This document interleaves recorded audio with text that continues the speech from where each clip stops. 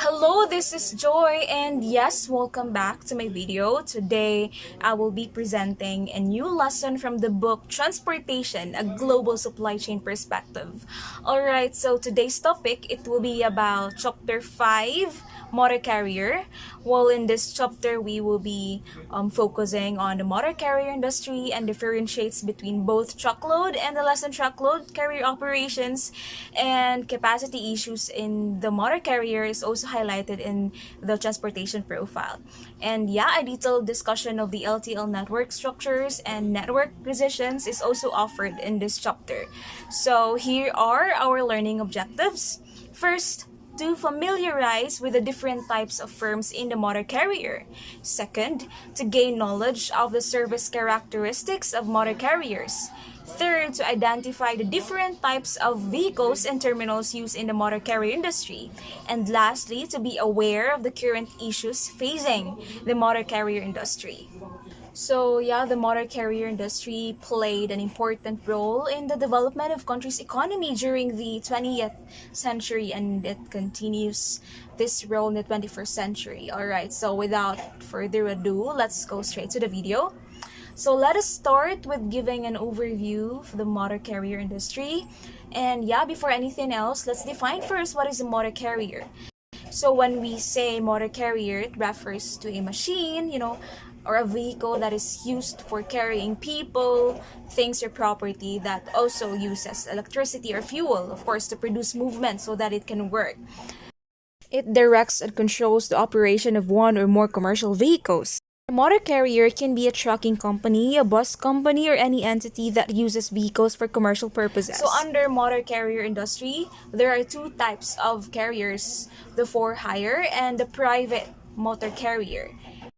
Private motor carrier, it is an entity that provides transportation of property or passengers by commercial motor vehicle, but it's not a for-hire motor carrier. And an example for this, we have Amazon delivering products to its stores and vehicles it owns and operates for this purpose. And for hire motor carrier, it is an entity engaged in the transportation of goods or passengers for direct compensation for that activity. In other words, its business is hauling persons or property, and an example for this includes companies such as Swift and any bus service. The only thing that these two differ from each other is the fact that for hire, it is a carrier who transports goods or property for compensation. Okay? Now, while a private motor carrier, it is a carrier who does not transport goods or property for compensation. So obviously, it does not charge a fee, but here obviously the service provider incurs cost. Okay, so another important distinction is between TL and the LTL carriers. Okay, so in very general terms, we can say that the full truckload transport service is recommended for large and heavy loads, while the less than truckload service is the best option for smaller loads. So truckload and less than truckload are both excellent, but what exactly are they? The transport freight does not require the entire space of a truck is known as the LTL, whereas TL shipments take up the space or weight limit of an entire trailer. While there are pros and cons to each method, one option will prove to better suit your needs depending on your freight. Okay, so here's the catch. The less than truckload shipping route is also ideal for businesses who have, freight shipments less than 15,000 pounds. And the truckload also makes more sense when the freight weighs more than 15,000 pounds or the company has, more than 10 pallets worth of goods to transport. Okay, let's have the market structure.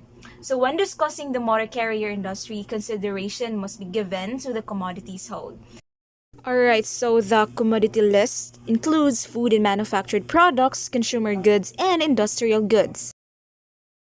Okay, so let's have the competition. Of course, the motor carriers compete with one another for freight. Well, with the large number for hire motor carriers, rivalry between firms can be intense. However, the most severe competition for hire carriers often comes from the private carrier. Okay, so for the equipments, the high degree of flexibility, the relatively smooth ride, and the small carrying capacity of the vehicle are the unique characteristics that result in greater accessibility. Of course, the motor carrier vehicle can also be loaded quickly. And the most important factor which competes with motor carriers, the transportation of vehicles through roads. Okay? The motor carrier is used to transport the passengers and the property from one side to another. And the other dimension of the motor carrier equipment, flexibility, is the lack of highway constraint. And now, basically, there are types of vehicles, and actually, there are three of it.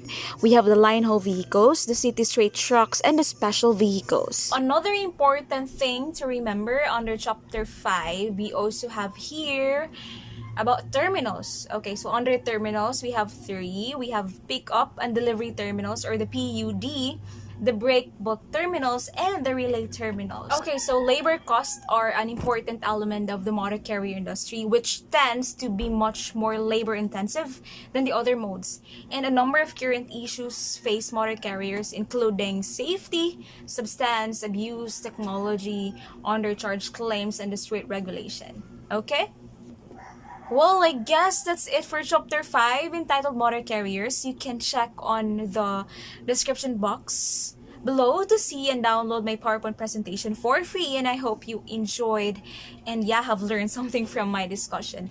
Thank you once again, and see you on my next video. Adios!